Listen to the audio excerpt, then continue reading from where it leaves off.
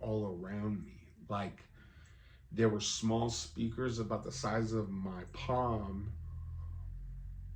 and I was inside this invisible egg, and I heard the voice traveling through all the speakers like, this is the Son of God. Now, that happened in a moment, and I knew something had happened, but I wasn't exactly sure what had happened.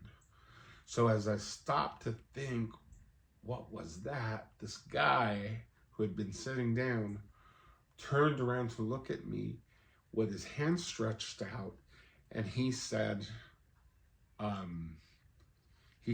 "Thank you, my Lord. Thank you, my Lord.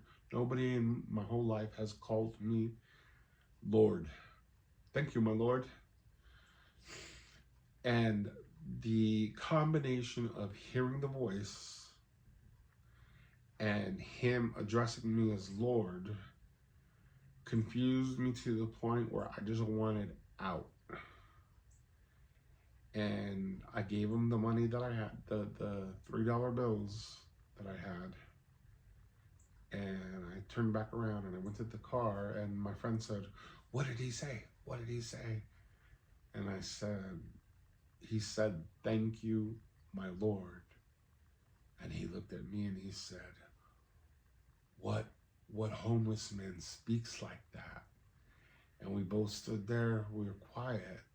And it wasn't until I got back to the house that I remembered to tell him about the other thing, about the voice.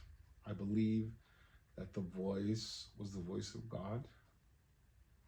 And I believe that man there was Jesus. And I believe that he showed up in that way of being a black homeless man because of one of the teachings that he taught a long time ago. And that teaching was that what you do to the least of your kind, you do to me. Now, you could say he was speaking in metaphors or he was using figurative language, but in that particular incident, he was literal. And, that what you do to the least of your kind, you do to me. And I've been giving money to the homeless ever since I started working at the age of 15.